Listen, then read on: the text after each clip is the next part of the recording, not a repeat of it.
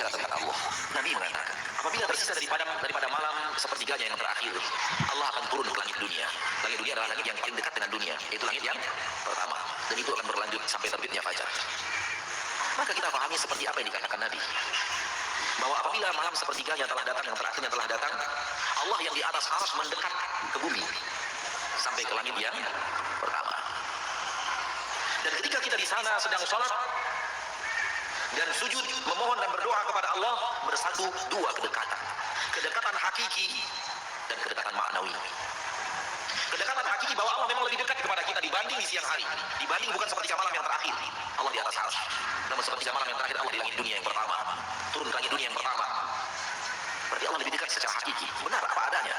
Dan kita juga lebih dekat secara maknawi, karena kita lebih dekat kepada Allah ketika sujud dibanding ketika bermain game. Jangan kita bertanya apa benar Nabi ya. Hendaknya kita bertanya apa benar pemahaman saya. Ini pemahaman saya berbeda dengan pemahaman Nabi. Jangan Nabi yang kita pertanyakan. Pertanyakan kita dengan pemahaman kita. Nabi direkomendasi oleh Allah maksum, tidak akan mungkin salah. Namun kita nggak maksum.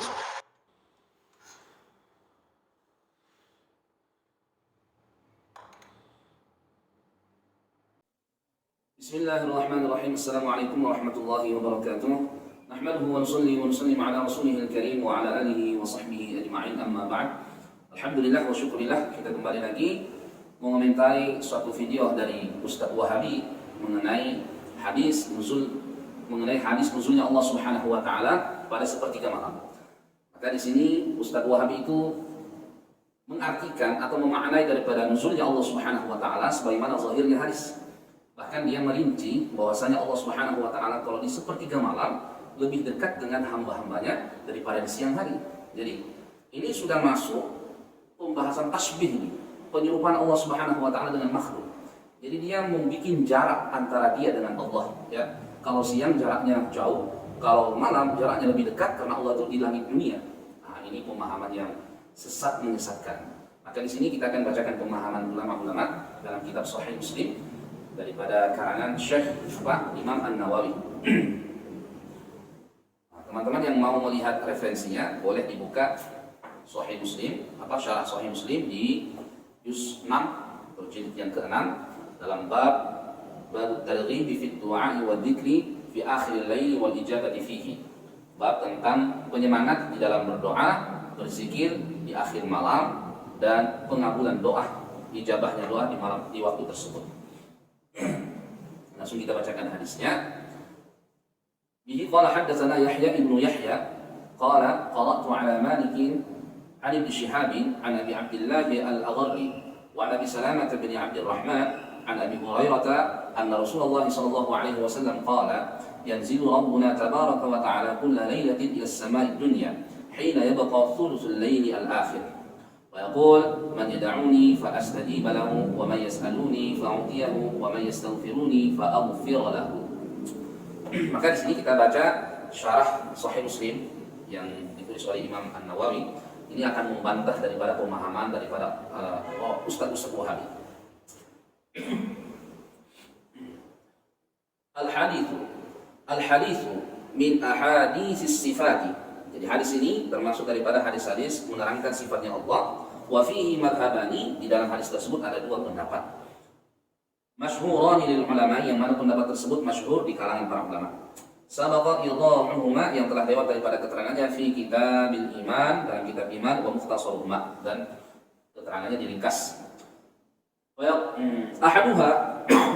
Ahaduhuma, salah satu daripada dua pendapat yang masyhur tersebut, wa huwa madhhabu jumhur salafi, yaitu madhab daripada jumhur ulama salaf, wa ba'dil mutakallimin, dan juga sebagian pendapatnya ulama mutakallimin, annahu yu'manu bi annaha haqqun ala ma yaliqu billahi ta'ala. Pendapat yang pertama ini menceritakan menerangkan yu'manu biha, itu diimani, dipercayai bahwasanya hadis nuzul itu ada. Haqqun, ya, itu ada, benar.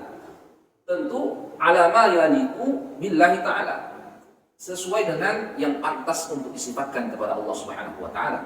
Wa anna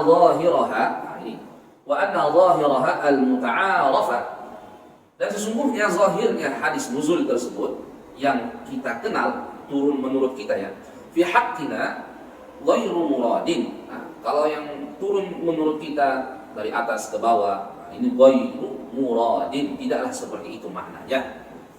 Ini sudah mulai jelas ya, membantah pemahaman orang-orang Wahabi. Mana orang-orang Wahabi itu tentu mereka bersumber dari pemahamannya Imam Ibnu Taimiyah.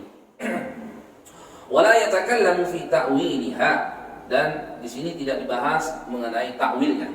Mafhumnya ya, ini berarti adalah pendapat yang tafwid, menyerahkan maknanya kepada Allah. Ma'tiqadi tanzihillah ta'ala an sifatil makhluqi, serta meyakini maha sucinya Allah Subhanahu wa taala dari sifat-sifat makhluk. Wa 'anil intiqali wal harakati wasail samadil khalqi. Seperti apa sifat-sifat makhluk ya? Seperti berpindah-pindah dari atas ke bawah, bawah ke atas. Wal harakati, begitu juga bergerak ya, bergerak dari itu naik turun itu bergerak itu. Wasail samadil khalqi, dan semua yang menyerupai atau ciri-ciri makhluk tentu tidak pantas disandarkan kepada Allah Subhanahu wa taala. Ini pemahamannya ulama-ulama salaf. Wa tsani, adapun pendapat yang kedua, madhabu aktsaril mutakallimin wa jama'ati, yaitu pendapatnya kebanyakan ulama mutakallimin dan jumhur ulama minas salafi, dari ulama salaf. Wa huwa muhkamuna an Malikin wal Auza'i, yaitu diceritakan atau pendapat ini juga sesuai dengan pemahaman Imam Malik dan Imam Al-Auza'i. Annaha, sesungguhnya daripada keterangan hadis nuzul tersebut, tata'awwalu ala ma yaliqu biha bihasbi mawatiniha, yaitu para ulama mutakallimin dan jumhurul salaf juga, atau kumpulan para ulama salaf, mereka ini mentakwil daripada nuzulnya Allah Subhanahu wa taala sesuai dengan sifat yang pantas kepada Allah Subhanahu wa taala. Begitu juga dengan sifat-sifat Allah yang lain. Fa'ala hadza, maka atas pendapat ini, ta'awwalu hadzal haditsa, para ulama mentakwil daripada hadis ini ta'awwalaini, dengan dua takwilan. Ahaduhuma, yang pertama, ta'wilu Malik ibni Anas wa ghairihi, yaitu pentakwilannya Imam Malik dan Ibnu Anas, Imam Malik Ibnu Anas dan selain beliau. Maknahu tanzinu rahmatuhu, maknanya nuzulnya Allah Subhanahu wa taala adalah tanzinu rahmatuhu, turunnya rahmatnya Allah, wa amruhu, dan turunnya perintah Allah, wa malaikatuhu, dan turunnya para malaikatnya Allah ya. Jadi Imam Malik Ibnu Anas dan selain beliau mentakwil bahwasanya nuzulnya Allah Subhanahu wa taala adalah ya, turunnya rahmatnya, atau turun perintah Allah, atau turunnya malaikat Allah. Jadi bukan zatnya Allah yang turun, karena Allah itu suci daripada sifat-sifat makhluk, sedangkan turun, naik, turun itu semua sifatnya makhluk, tidak pantas untuk Allah Subhanahu wa taala. Maka metode kedua ini adalah dengan takwil, yaitu memaknai, mensifati Allah tentu sesuai dengan keagungan Allah Subhanahu wa taala.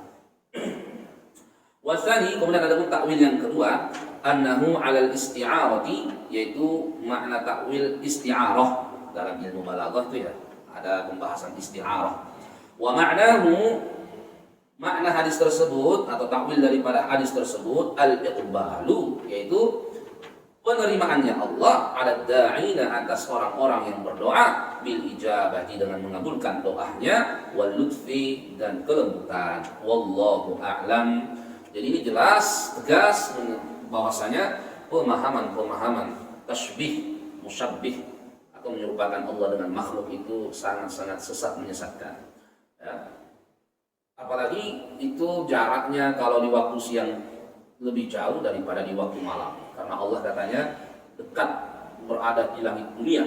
Nah, tentu ini sangat-sangat tidak sesuai dengan sifatnya Allah. Kok Allah ada jaraknya itu? Kok Allah diatur jaraknya dengan hamba-hambanya? Maka dengan keterangan yang ada dalam kitab Sahih Muslim, syarah Sahih Muslim, ini menolak dari paham-paham Wahabi. Semoga Allah Subhanahu wa taala menjaga kita daripada pemahaman orang-orang yang mujassimah atau orang-orang Wahabi itu. Semoga bermanfaat. Wassalamualaikum warahmatullahi wabarakatuh.